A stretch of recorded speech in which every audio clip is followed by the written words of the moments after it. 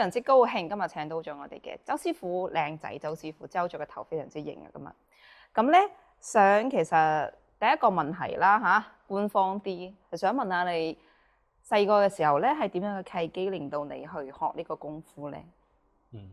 咁我細個嘅時候咧，就身體好弱嘅，即係營養不良啦，發育唔好啦，所以咧個人就好細粒，跟住就會經常俾嗰啲同齡人小朋友會蝦我咯。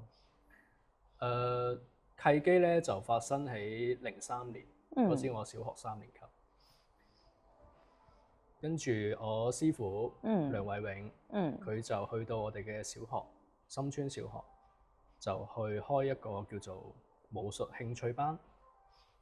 咁佢係第一次喺我哋小學開呢個興趣班。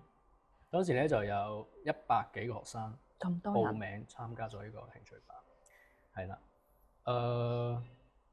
然之後咧就喺100幾個學生入邊咧，就揀咗10個人，組成小學嘅武術隊。你就係其中之一。係啦，咁我就因為我玩拳、練拳時候嗰個風格好似師傅，同埋好勤力去練功夫。天選。咁就師傅咧就揀咗我啦，入咗呢個武術隊。然之後喺武術隊入邊咧，仲要揀一個人做 team leader 喎，做隊長，揀咗我。咁你就係天選中嘅天選。係啊，所以就叫做百中挑一咯。梗係啦。係啦。咁我都覺得，即係而家回顧起身，回想起嗰段經歷，其實都歷歷在目，真係，即係經常都會諗起以前細個時候練拳嘅嗰種狀態啊，同埋對於功夫嘅熱愛啊，對於呢種傳統文化嘅熱愛同傳承啊咁樣。跟住我哋咧就會經常去到處表演比賽。咁最深刻嘅一次係咩事情啊？佛山市嘅傳統武術錦標賽，喺我小學嘅時候，金牌，我攞咗第1名。哇！太勁！攞咗金牌，係我人生嘅第1塊金牌。幾大嗰時候？04年，10歲。哇！03年練拳，04年攞金牌，第一次比賽，第一面金牌。所以呢個咧，我係會記一世，因為佢係相當於我嘅一個，即係我今後，即係呢20幾年嚟呢個功夫事業入邊嘅嗰個火苗，星星之火，係啦，嗰一點嘅星星之火。所以但係好可惜，嗰塊金牌揾唔到。點解嘅？剩翻個證書。點解嘅？我因為細個時候屋企經常會搬屋。咁搬屋嘅過程中就好多嘢都唔見咗。失去咗。咁你冇攞個盒？冇㗎。冇㗎。因為咧當時攞完塊金牌翻嚟咧，全程夜晚係戴住喺嗰個膊頭入邊。翻到屋企咧就掛喺客廳嗰度嘅。係啊，然之後屋企有嗰啲客人嚟啊、親戚嚟咧就睇下我仔幾勁。係啦。係咯，就係咁。係啦，所以就冇保護起身咯。咁都有啲可惜，有啲可惜。但係唔緊要，塊金牌永遠都喺我呢度。梗係啦，以後可能可以攞 AI 幫你整翻嚿出嚟。好啦，咁我哋第二個問題啦。咁依家好似你話你嗱後邊呢個4個字就係最啱你㗎啦，依家。所以你依家海報麻麻啦。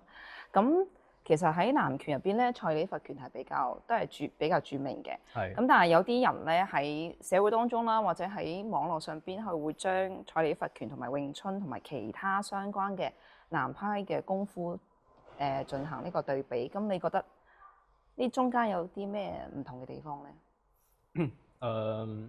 蔡李佛拳咧，佢係佛山嘅5大名拳，咁包括詠春、洪拳呢啲都係5大名拳啦。佢係屬於南派嘅拳種，係啦。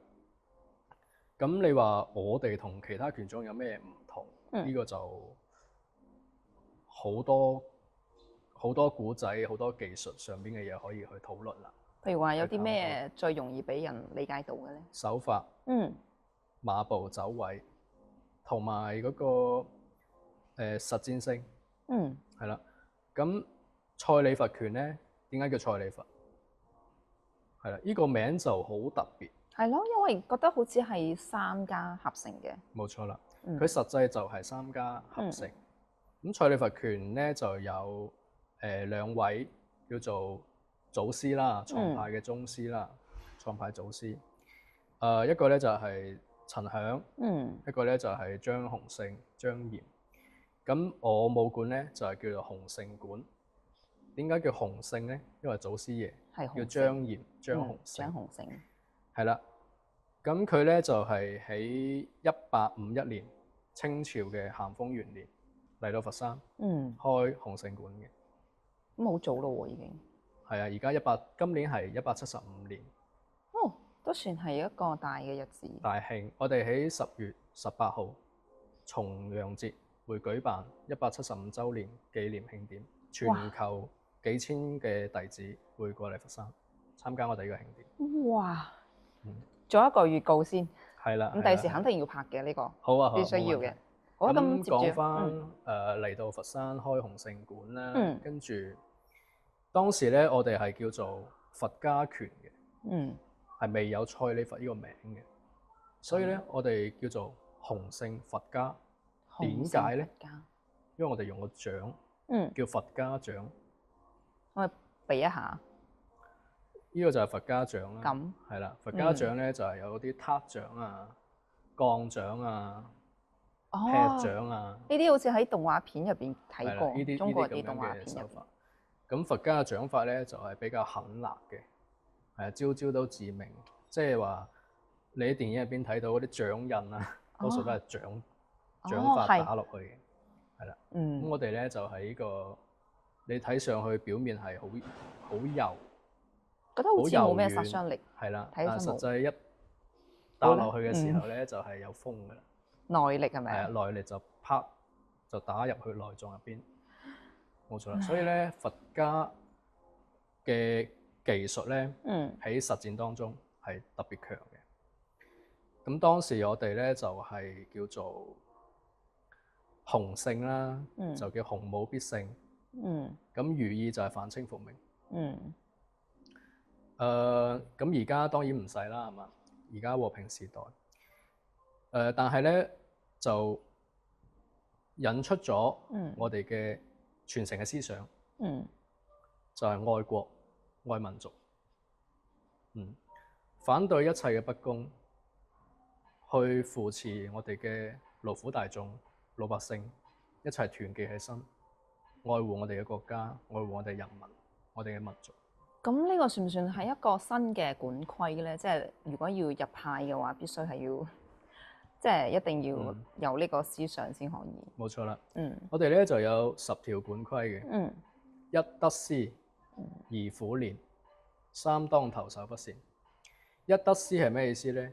你首先要得到一位良師、名師、恩師嘅指導，帶你入門。咁我師傅梁惠榮就係一名，就係我嘅恩師啦。係啊，開山嘅恩師。師傅咧帶入門，佢唔單止教你技術，唔單止教我功夫技藝，佢仲會教我做人嘅道理。呢個好重要。做事嘅道理。呢個係立足社會好重要嘅事情。所以從我9歲玩功夫到而家，我一路都會記住我師傅教過我嘅嘢嘅思想，做一個正直嘅人。講義氣嘅人，講情義嘅人。咁當我哋去教學生嘅時候，我哋都會去教佢嘅歷史，教我哋門派嘅歷史。我哋一路延伸175年來，我哋做過啲咩偉大嘅革命事蹟？為我哋祖國貢獻咗幾多力量？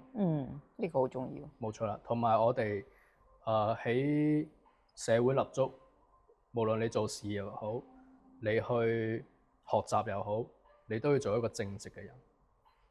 因為我哋上邊好多祖師前輩喺度睇住，當然佢哋都會庇佑我哋，護佑住我哋，健康快樂平安咁成長。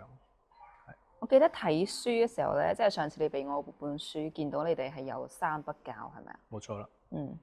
三不教咧就叫做第一官吏不教，即係舊時代做官嗰啲人，我哋唔教嘅。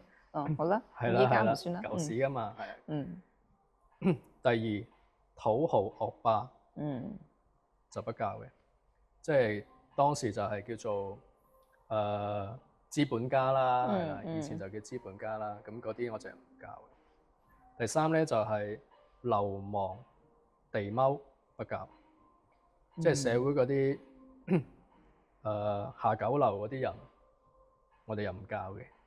嗰啲流氓啊，專門蝦人嗰啲，嗰啲惡霸啊，梗係唔可以教得啦。呢啲我哋都唔會教功夫，因為佢會攞我哋技術繼續去蝦人噶嘛。所以我哋教咩人咧？勞苦大眾，農民啦，工人啦，勞工，冇錯啦。所以咧，以前就有好多啲工會啊嘛，咩掃把工會啊、茶樓工會啊、碼頭工會啊。係啊，真係有㗎，有㗎，同埋咩鉸剪工會啊，呢啲都有㗎。咁得意嘅，好多嗰啲做手工嗰啲人，就會成立好多個工會。哦，咁我哋咧就會教呢啲工會嘅工人、農民啊呢啲。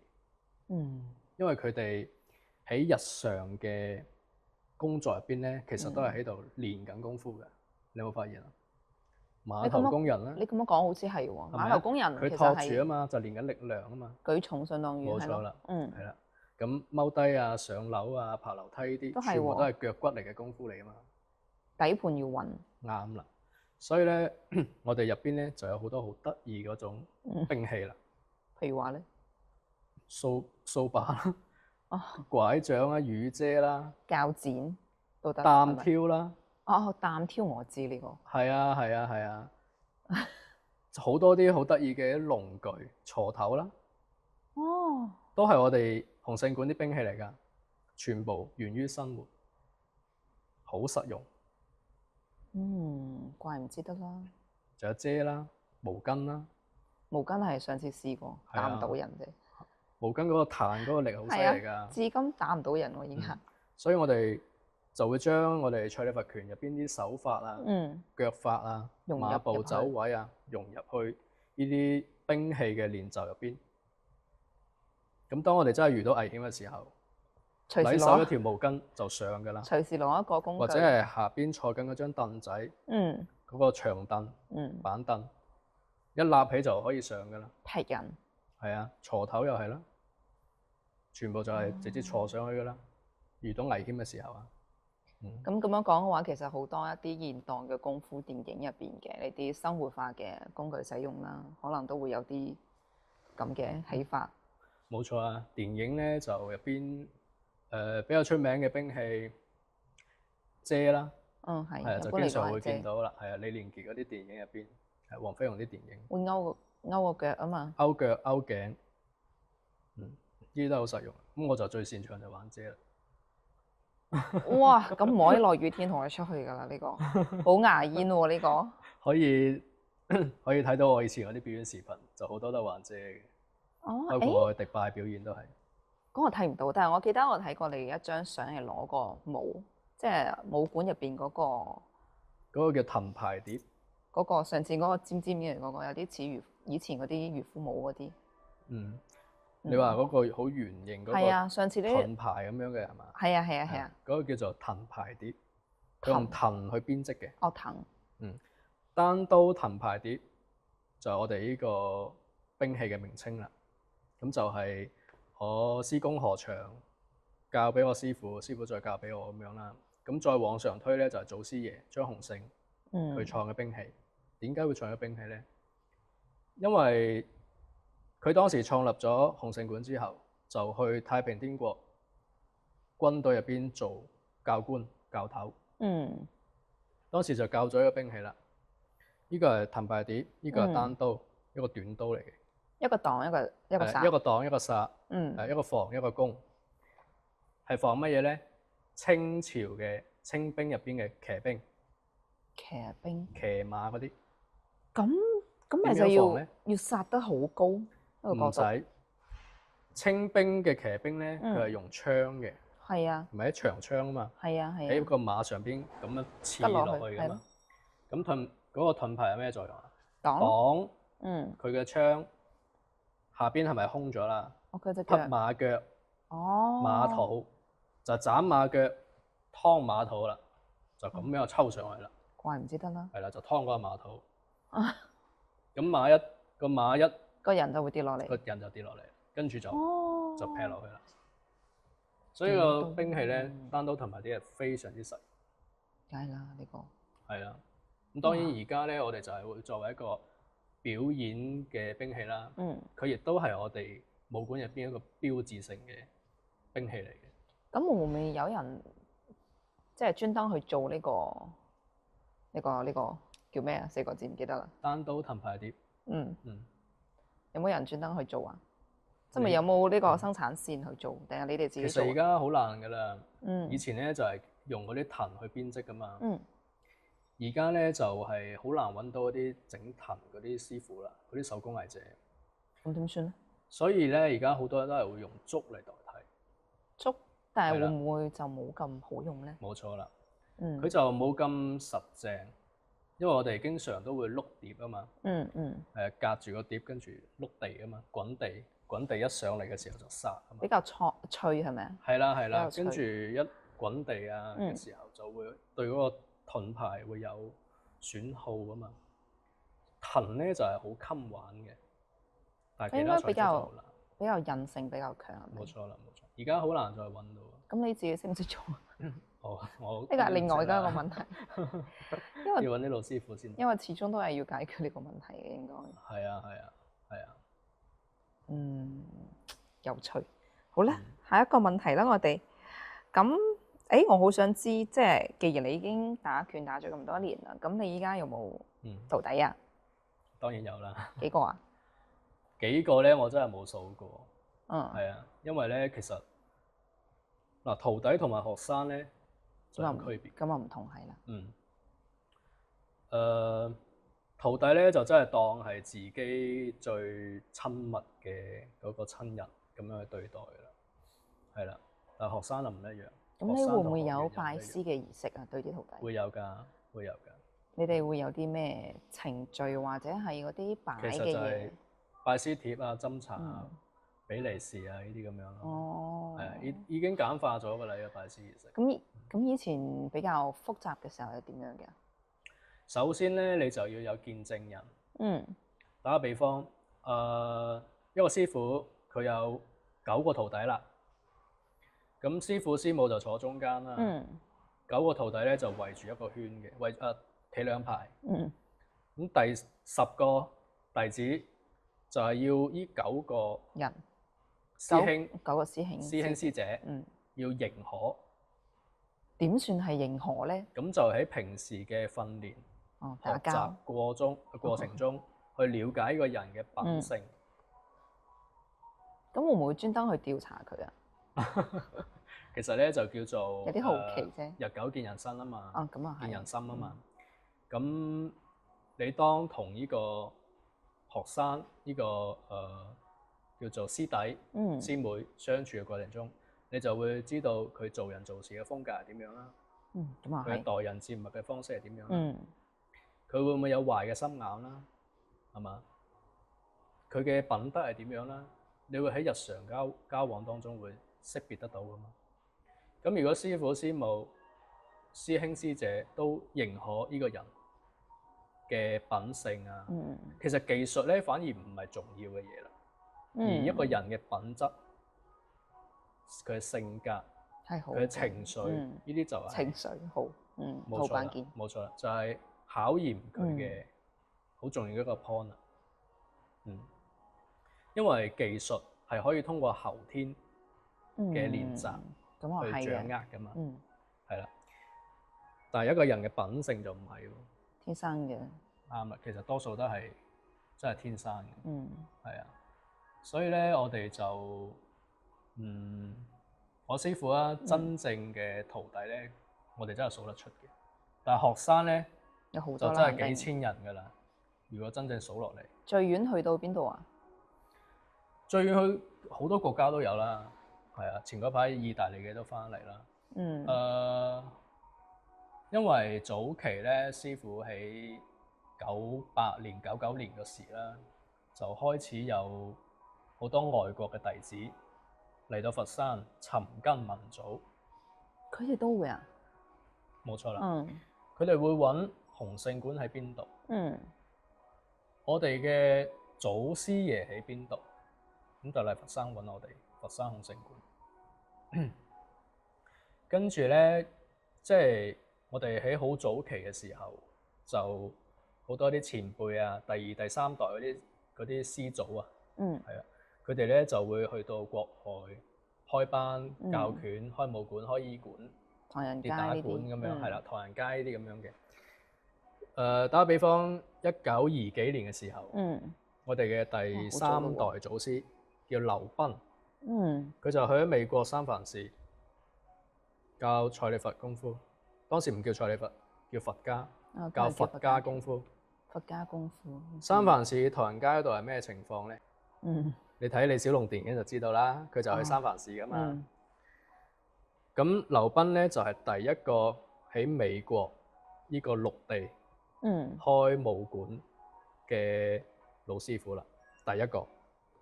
佢喺美國武林係德高望重嘅。咁佢都好勁喎！喺外國，所有想學功夫嘅人去到三藩市，必須要揾都要拜會劉彬。咁犀利？佢地位好高。劉彬佢亦都係一個好愛國、團結我哋國民、華人嘅一位好偉大嘅人士。佢會將所有去到你知啦，20-30年代嘅時候，100年前挖金啊嘛，嗰時去美國挖金啊嘛，嗰時時代背景好複雜噶嘛，係啦，所以華人去到外國咧，要抱團取暖，團結對抗外邊嘅嗰啲危險嘅情況，係嘛？咁劉彬就會教佢哋功夫，佛家功夫。但係都係教，係咪同時都係會教外國人㗎 ？No， 嗰個時候唔教外國人，絕對唔教外國人。教外國人嚟蝦中國人啊？梗唔得啦！開玩笑咩？咁大概幾時開始即係可以喺外國教外國人？早期咧就基本都冇外國人。係啊，因為嗰時其實排華好犀利嘅，嗰時嘅思想。嗰個時候係。係啊，即係20-30年代、30-40年代之後嗰幾十年都係好犀利嘅，所以基本唔教外國人。咁佢當時個武館而家仲喺咪度？仲喺度。咁點樣去到教外國人咧？咁應該就係新中國建立之後。咁隨住中國喺世界上邊嘅聲音越嚟越強大。地位變高咗。地位高咗啦。而我哋嘅師祖啊，嗰啲前輩啊，思想又變化啦。要與時俱進啊嘛。咁外國人想學功夫就可以教啦。點解咧？文化自信。要傳承。對。咁教外國人咧都要揀㗎喎。點揀咧？教乜嘢啊？秘密嗰啲嘢肯定唔教啦。梗係啦，呢啲絕招呢啲肯定唔教。嗰啲要三門先可以教噶嘛。係啊，關門弟子先教得㗎。係啊。咁咪教啲表面嘅技術。譬如咧？基本嘅攻防咧一定要教嘅。有啲兵器啊，啲咁樣都會教，套路呢啲咁樣。但係內家嗰啲嘢咧就唔會教㗎啦。嗰啲係秘密嚟嘅。嗰啲秘密嚟㗎，係啊。咁係咪呢啲已經寫喺書上邊嗰啲徒弟都唔會教㗎？其實多數都唔係寫書入邊嘅。師傳口授。我哋嗰陣時嘅，即係我師傅嗰個年代啦，再往上更加啦，文化程度不高㗎嘛。所以好多師傅佢係唔識字嘅，好多前輩唔識字。正常嗰個時候。你叫佢寫唔出，畫咯，有得畫㗎，畫我哋啲拳譜啊啲畫得出嚟嘅。一係咧就師傳口授，點樣叫師傳口授？關埋門，自己講，師傅講，自己教。我哋嘅歷史、門派嘅發展，我哋嘅技術要點、攻防意識。跟住我哋有啲咩好特殊嘅手法。如何去功夫殺人技啊嘛，係啦，如何去保護自己，去抵抗敵人呢啲咁樣係嘛？嗰啲技術就係叫師傳口授啦。咁會導致咩啊？好多嘢會失傳。係咪？梗係啦，因為你喺師傳口授嘅過程中係有信息差噶嘛。係啊，而且每一個師傅佢嘅諗法係唔一樣嘅喎。冇錯啦，佢嘅理解能力唔同啦。喂，徒弟嘅理解能力唔同，領悟能力又唔同，就會好大嘅差異啦。所以師傅教每一個徒弟都係唔一樣嘅喎。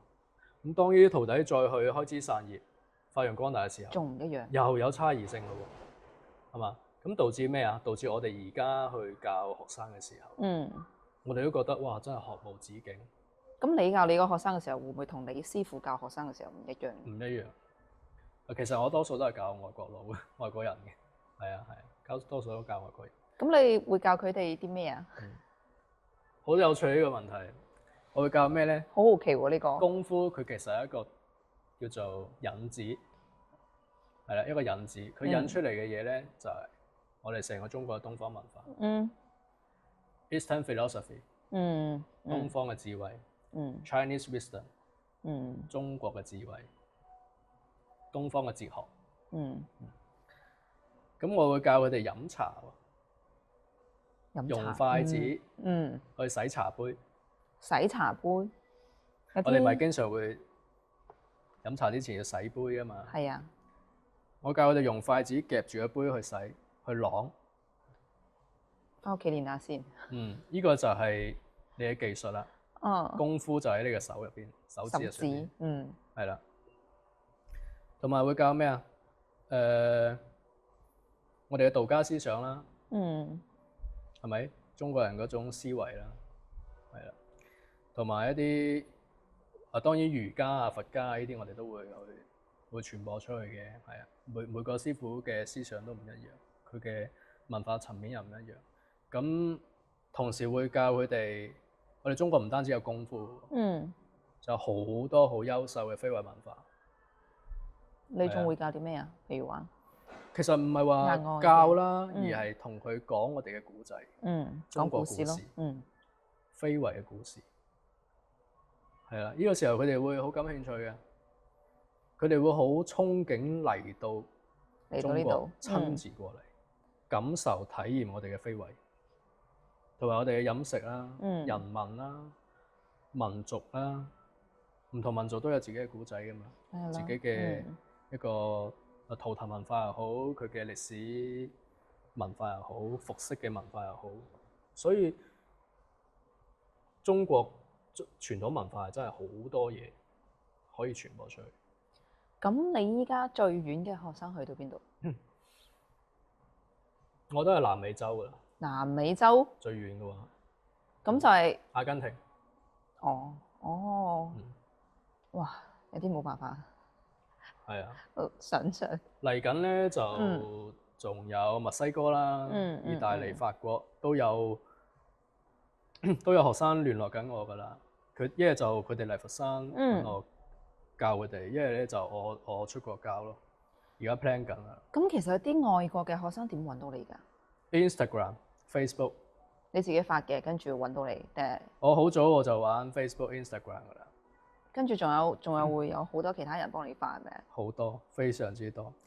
因為我係讀外語專業㗎嘛，讀英文專業㗎嘛。所以我讀大學嘅時候就開始玩國外嘅社交媒體㗎啦。跟住咧就會將我哋佛山嘅功夫啦，我哋一啲表演比賽嘅圖片、視頻，同埋我哋發上去學生嗰啲風采都會 po 上去。然之後慢慢就積累咗好多粉絲啊、followers 呢啲咁樣。你嘅粉絲依家幾大啊？幾多啊？如果係海外全平台計，就有1萬幾。海外嘅話係。咁好得意嘅，佢哋咧仲會去幫我轉發嘅。呢個真係好得意。即係可以講喺佛山啦，咁多功夫 master 入邊，應該冇人比得過你係咪啊？唔好咁講，即係冇幾多師傅係喺海外傳播呢個，玩海外媒體咯。係啊，洪拳嗰個劉師傅阿斌，佢就有玩啦。係啊，佢喺海外好多粉絲㗎。係啊，我都唔知喎，下次好犀利㗎，下次去睇下先得。咁據我所知，佛山街就冇幾多㗎啦。係啊，咁我就可以講係食咗嗰杯羹咯，係咯。所以好多啲外國人咧，佢刷到我嘅貼嘅時候，佢就會去，因為佛山功夫係世界出名㗎嘛。係啊。咁佢哋就會去私信我啦，去評論啦，就去揾我啦，跟住傾。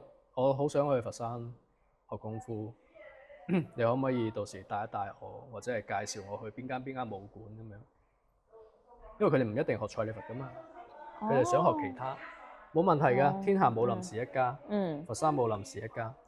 咁我就會話可以啊，我識邊個門派嘅師傅，我到時可以引薦俾你識啊咁樣。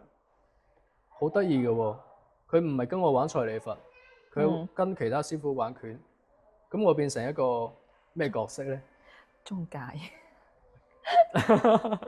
其實我覺得唔係叫中介，而係一個樞紐。係。一個紐帶。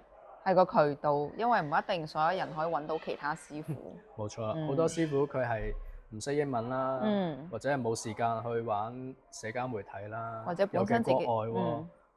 咁咪我可以去作為一個使者咁樣嘅形式啦，橋梁咯。係啊 ，ambassador 咁樣嘅形式，一個角色。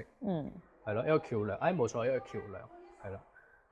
咁佢就衍生出嚟，就唔單止我係一個功夫 master， 而係一個文化推廣者。就好似你依家做嘅事。冇錯啦，一個甚至可以放大啲講，就係各個門派之間嘅一個 speaker 又好，一個傳播者又好咁樣嘅角色咯，就會令到我覺得有使命感。咁你係做呢件事嘅時候，會唔會覺得壓力好大啊？其實我係樂在其中啊，我冇壓力㗎，冇壓力㗎。即係除咗有時唔及時回覆佢哋信息，係啊，時間精力有限啊嘛，係。但係我覺得完全冇壓力，我好開心去做呢樣嘢。即係每當我收到外國人佢發信息俾我嘅時候，我好感興趣，因為又多咗一個外國人鍾意佛山功夫文化，鍾意中國嘅文化。好開心㗎，真係。佢哋再去影響佢哋國家嘅人，就會越嚟越多人鍾意我哋佛山，鍾意我哋中國嘅文化，傳統嘅文化。所以後期一定要加返個師傅嘅嗰個 Instagram 嘅主頁。Thank you。叫人 follow 一下，記得下後期。好啦，咁再講返頭先前邊啦，你又話以前一開始嘅時候，100幾年前啦，係咪？咁喺外國嘅時候都係教緊佛家拳嘅。冇錯。咁後期係幾時變成咗蔡李佛呢個名嘅咧？嗱，呢個咧就好多版本啦。點解叫蔡李佛？但係據我師傅講俾我哋知呢個版本，咁當然會繼續去考究啦，佢嘅真實性啊啲咁樣。我哋佛山都有學者專家喺度研究緊。阿鄧光文師傅，鄧科，佢咧就挖掘咗大量嘅歷史啊、報紙啊、書行啊，同埋去唔同嘅地方去考察、實地去調查，揾嗰啲老前輩、老人家，80、90歲啲老人家去問佢啊，再對比分析。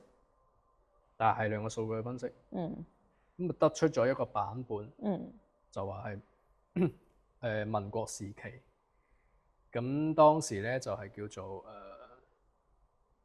可能有啲 sensitive 啊呢個話題，係啦，國民黨啦，係啊，係啊，嗰陣時咧就係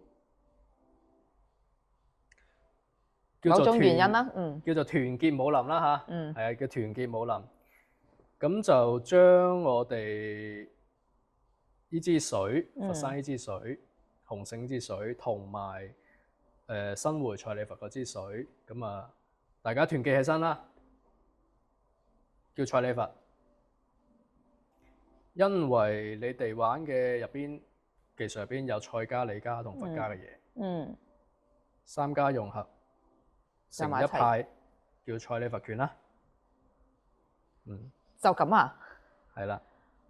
入邊有啲敏感話題就唔好提啦。呢個唔使講㗎啦。但係呢個時代背景就交代咗。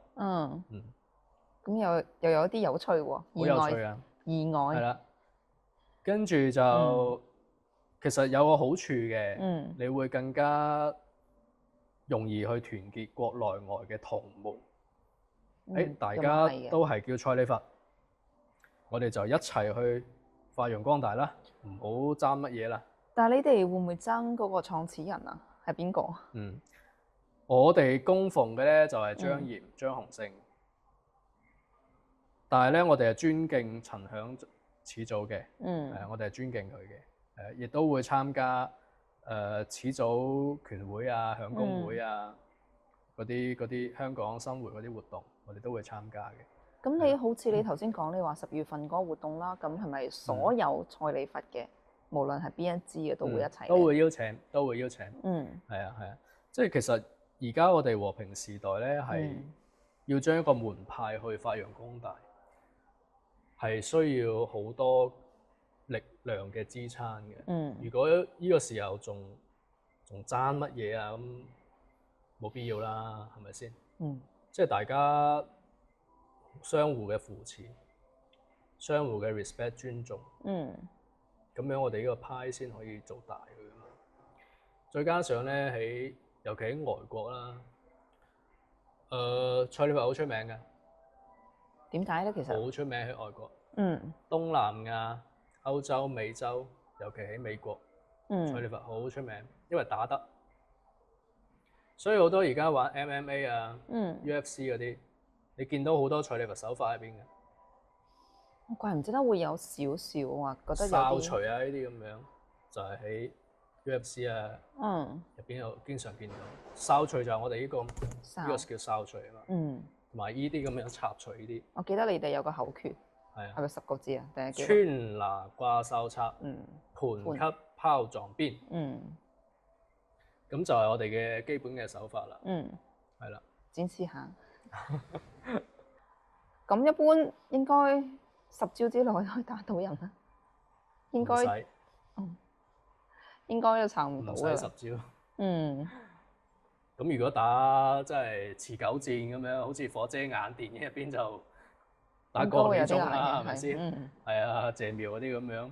咁當然啦，你真係街頭遇到危險實戰嘅時候，3兩招你搞掂㗎啦。即係你真係手上有技術咁計一下，你3兩招撳低人哋㗎啦。係啊，我哋好多老前輩嗰啲真係真實經歷嘅呢啲事情。咁佢哋嗰個時候都係要嘅，要保護自己啊嘛。社會時代嘅唔同，係咪先？講到保護啦，咁以前咧係睇到過有好多同功夫有關嘅紅色故事啦，但係其實市面上係冇咁多人去講嘅。咁可唔可以請你講一下，即係有關蔡李佛嘅紅色故事？有啊，咁我哋從祖師爺定義我哋叫洪聖館嘅時候，開館要館名嘅時候，就係同革命有關噶啦。革命愛國係一路都息息相關噶啦。咁我哋當時搞掂，即係唔叫搞掂啦嚇。經歷咗之後，經歷過各種嘅時代變更。辛亥革命，國民革命、國共合作、抗日戰爭、解放，全部呢啲動作事件，洪聖館嘅人都有參加。咁一般佢哋係咩身份去或者角色？革命者，同埋去參軍、打仗、抗日戰爭、打日本仔。咁真係好打得㗎喎呢啲，因為實戰噶嘛，我哋係實戰出嚟噶嘛，所以你上戰場嘅時候好有優勢噶嘛，殺敵亦都多，尤其係最轟轟烈烈就係抗日戰爭。當時我哋喺佛山，唔單止喺佛山，成個廣東咁計啦，即係我哋嘅洪聖館嘅前輩弟子啦嚇，幾萬人犧牲剩翻落嚟嘅。我知係剩翻得好少嘅人，應該30-40人嘅啫。係啦，呢個我要同師傅再考究下。反正就好少噶啦，剩翻冇幾多噶啦。嗰啲前輩啊，真係好慘烈，好慘烈㗎，係啊。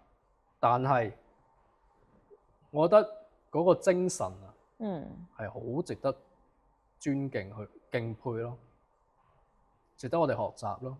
因為而家好多後生仔，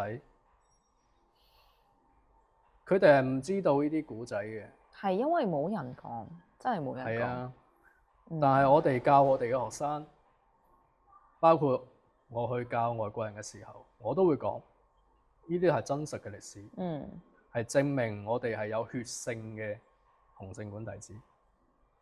我哋係為國家噶嘛，為民族噶嘛，為人民噶嘛。係啊，咁我哋喺呢個社會立足嘅時候，我哋就有呢啲精神去影響住我哋，去為社會做貢獻，為國家、為我哋嘅文化傳播做呢個奉獻自己力量咯。咁其實都係我上次去咗武館先見到呢啲相關嘅信息嘅。咁其實呢個可能都係同以前啲人唔中意講有關啦，或者係留低嘅一啲資料比較少有關。咁其實呢個都係涉及到傳播嘅問題。咁我覺得即係想問下周師傅啦，喺依家你做緊嘅呢啲事情當中咧，你覺得即係去傳播呢一種文化最難嘅係乜嘢咧？因為你接觸到咁多人。最難咧就係堅持。而家可以玩嘅嘢太多啦。你打個比方，健身、瑜伽、網球啊、徒步啊，好多戶外運動，滑雪啊，係嘛？咁呢個即係功夫呢個範疇嚟講啦嚇。咁你包括泰拳啊、空手道、跆拳道、UFC、MMA、綜合格鬥呢啲咁，拳擊、散打，哇！你好多選擇㗎喎，我點解要選你功夫？我選你功夫，即係啲學生唔係叫報名嗰啲學習啲人啦。我跟你玩功夫，咁你即係我覺得學唔到嘢，我就會學其他嘢㗎嘛，因為我有選擇。咁咪堅持唔到咯，係嘛？又或者係佢哋覺得好冇癮，你功夫咁辛苦，我做咩學你？咁其實咁如果好似 MMA 都係會好辛苦。咁當然好辛苦啦嚇。但係有好多其他選擇㗎嘛。咁啊係。即係唔中意辛苦嗰啲人咪唔玩咯。係啊，咁我哋教功夫就變咗嗰個人群好窄。所以點解我哋會從小朋友開始教起？因為佢嘅思想、佢嘅發育條件各方面係未完善嘅。呢個時候我哋又可以去教育佢，叫做影響佢啦嚇。係啦。咁就會灌輸嗰啲思想俾佢咯。嗱，你要勤學苦練啊，尊師重道啊，學好功夫，你有個好嘅體魄，有好嘅體能，你學習先會叻噶嘛，係咪先？先會勁啲。係啊。因為有好多小朋友咧，佢係身子真係好弱嘅。咁如果你身體都唔得，你點樣學好啊？咁啊係。係咪經常發燒感冒咁樣？第二個就係會教佢哋嗱，我哋以前嗰啲祖輩啊、啲先輩啊、先賢啊，係點樣過嚟嘅？點樣為我哋國家做貢獻啊？點樣？就會教佢哋呢啲嘢啦。但係咧，仲有一個問題喎。好容易受傷嘅喎。受傷就另講啦嚇。問題係咩咧？就係而家好多學生，你去到初中轉高中，上高中唔得閒。係高中上大學，哇！呢6年時間，我哋就係大量學生嘅流失時期啦。好啦，咁我哋時間問題就問最後一個問題啦。好啊。你話最艱難嘅一個問題啦。頭先講到話要教啲後生仔啊嘛，咁依家啲後生仔好有3分鐘嘅熱度啦。咁對於咁樣唔好咁唔好咁講啦，即係對於啲後生仔嘅咁嘅現象啦，你有啲咩可以講嘅嘢咧？3分鐘熱度咧就唔係話後生仔先會存在嘅，小朋友都會有嘅。咁首先就尊重啦，每個人嘅選擇，我哋都會去以尊重為前提啦。跟住就會去諗解決嘅方案啦。點樣令到佢3分鐘熱度上升啲，變5分鐘，再堅持多10分鐘，甚至半個鐘、1個鐘，係嘛？所以就喺教學方法入邊要去改良咯。係啊，而家你叫啲後生仔啊，甚至小朋友，你叫佢紮馬紮5分鐘，鞋聲㗎。咁你會用啲咩方法叫佢哋？直接教佢好玩嘅嘢。譬如話咧，直接教攻防手法啦。佢會覺得好得意㗎，係啦。因為你仲教佢，你紮馬紮10分鐘先啦，跟住可能定再教你啱啦。而且體能都跟唔上啦，係咪先？咁咪教啲好玩嘅嘢咯，個個都中意玩，係咪先？咁同埋即係近期啦，我同潮流文化嗰啲都接觸得比較多。佢哋就諗，功夫可以加乜嘢？功夫加加乜嘢可以令到啲後生仔更加容易接受？功夫加街舞啊，功夫加電音啦。好似你頭先話嘅功夫加茶。功夫加瑜伽啦。成龍好似拍呢出戲啊，功夫瑜伽係咪啊？好似係。係啊，就類似啲咁樣嘅東西。呢種新型嘅叫做產物。咁後生仔就會喺學習依樣功夫街舞嘅依個做案例啦嚇。我又可以學到功夫嘅技術、攻防嘅東西，學到街舞嗰種好型嗰種舞步，係嘛？而且係潮流文化啊嘛，佢哋就會更加容易接受。都係個辦法。功夫電音啦，你聽住電音嘅音樂去玩功夫，係咪好有趣？你去嗰啲電音派對嗰啲咁，跟住喺度打功夫，紮馬步都會爽啲喎。係咯，即係我哋要去研究、探討呢啲新型嘅玩法，係唔係會適合我哋嘅傳承咧？呢個打個問號，因為我未試過。試下，但係可以去嘗試咯。我覺得係啊，我哋要發散我哋嘅思維啦、想像力啦、周邊嘅資源啦、唔同領域之間嘅 crossover 啦，係嘛？即係好多嘢可以玩咯。而家非遺功夫加其他嘅非遺得唔得咧？係咪先？就好多嘢可以去創新咯。係啊，或者係你喺遊艇會上邊玩功夫電音派對得唔得？哇！功夫加粵劇得唔得啊？周師傅幾時搞一個咁嘅活動參加下我哋？即係你遊艇上邊遊住深龍灣、維多利亞港咁樣。咁啊係喎，好神奇喎！以前都係着比基尼嗰啲係咪靚仔靚女咁樣？每一個辦法，聽音樂喺度飲酒嗨咁樣，可唔可以玩功夫啊？咁啊得嘅，係嘛？但係着咁樣去玩功夫，好似又〜冇事嘅，你哋有專門嘅衫㗎嘛，係咪？係啊。當然啦，即係呢個係一個想法啫，一個方向。即係我哋嘅觀眾聽眾都可以去大家評論下、發散下你哋嘅思維啊，你哋嘅想像力，睇下功夫可以加乜嘢咧，係嘛？傳統文化可以點樣去創新咧？呢啲都可以思考。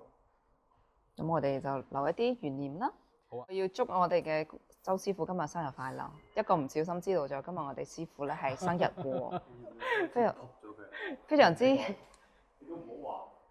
非常之幸運。嚇！我今日特登買咗支，哇塞！